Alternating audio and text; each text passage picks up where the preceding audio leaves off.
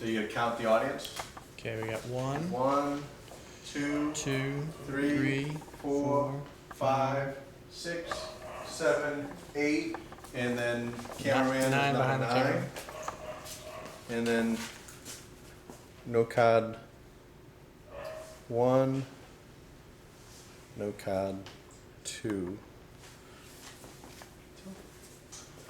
All right. So tonight I'm going to be performing a speech on the best tips for building a happy marriage. I hope you enjoy it. So just wanted to share a little fast fact. It's pretty concerning. The National Vital Statistics System, in the United States, every 13 seconds there's a divorce. So that equates to 46,000 divorces per week, which is pretty alarming stuff if you think about it. So I think, everybody in this room, I think, knows somebody that has been, through a divorce, at some point in time. It's, pretty concerning what the state of the country's going through. So, as far as the world, marriage isn't as valuable as it once was. So the reason why I feel, I have credibility when it comes to this is I've been through this is my second marriage. I've been through one marriage, and so I have a lot of trials and tribulations that I can speak to. A lot of do's and don'ts of marriage, and my parents were married for 40 plus years, and I've seen a lot of do's and don'ts in those marriages. Not to say that there's good and bad things to learn from things, but you learn from your mistakes and you move on, and you can share them with other people, and that's how people get better at things. So that's what I'm going to do today. I'm going to try to use my experiences and share some facts from research to shed some light on some tips that you can better your marriage and relationships if you're not married going forward, to take some points out of this.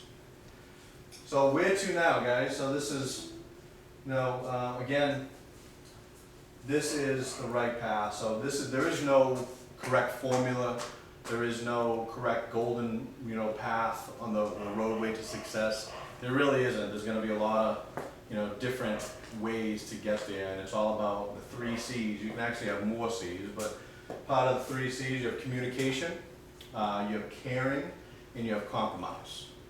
So those 3 C's, if you use those, I think you see that in the day-to-day in marriage, and I can get to how that translates into what I mean by caring, compromise, and communication. You'll understand a little better how some of the tips that you'll take today and go forth, and I think you'll take some good stuff from that. So again, there's no easy road. So how do we get there, guys? It's a rough path. There is no formula. So it's one of those things that you just need to take the journey, and be willing to take the journey, and always go back to what was the cause of the journey to begin with. So what do you do as far as going back to what you originally were married for or got into that relationship for? So there was a reason to do that, and sometimes we forget that reason. To go back to the honeymoon phase, which is the 6 months, and then go back to that and say, how do you better yourself from that? So let's move on. So compromise, guys. Fast fact here. If you look, basic incompatibility is the #1 cause for divorce in this country, and that's right from the Institute for Divorce Financial Analysts. So based on that fact, compromise is one of the biggest things you need to do. We as humans inherently just disagree on a lot of things. Sometimes you have to compromise. You look at some things and say, okay, I don't like to do this, but I'm going to be willing to compromise to make sure that I move forward, and that's how we're going to get there. So that's the compromise. Next thing you want to do, caring. Guys, caring. So again, from randomhistory.com, we only spend 4 minutes a day on average as American couples with our significant other, whether it be from a job, other responsibilities, internet, TV, and just, you know, overall, just everything that gets in the way from us just spending some quality time with our significant other. So we really need to make time to you know, date night, whatever the case may be, you just need to do that. So we get right into communication. That's something that obviously you need to communicate.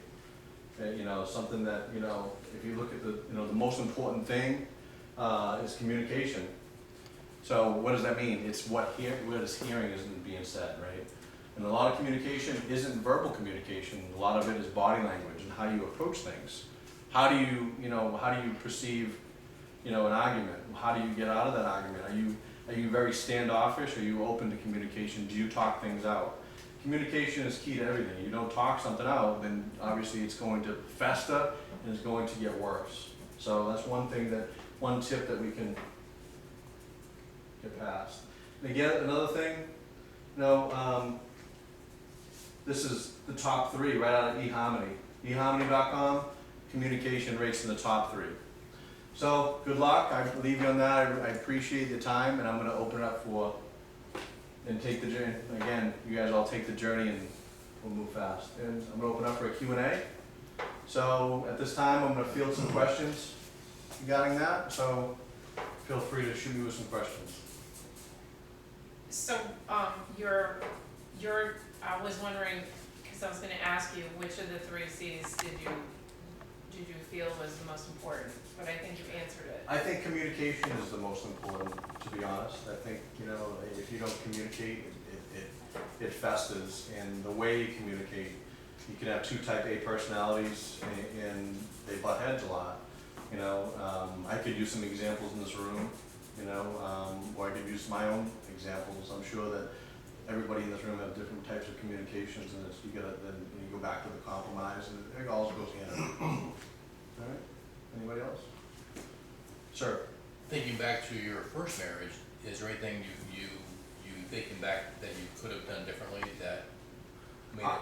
I think that you know, it's different timing in my life. You know, I was very young. I was, you know, in college. You know, it's one of the situations that, you know, you grow apart over time, and it wasn't the right situation at the right time. So a lot of what I, you know, gathered from that, I apply in everyday life. So it's one of the things that it's really hard to say if I could have done everything different. So it's one of the situations that it's a hard question to answer. So, anybody else? Yes, sir. Regarding the 3 C's, which one would you find you have the most trouble with? Most trouble with? I would say compromise.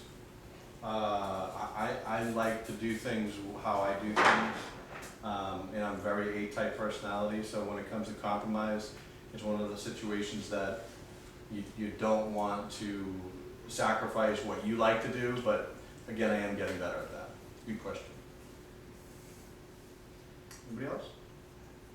All right, I think we'll end it there, guys. Thank you very much. And to end, I really appreciate it. And you know, it's the journey that you take, and it's how you get to the end of the journey that is what is fun. Right? Thank you.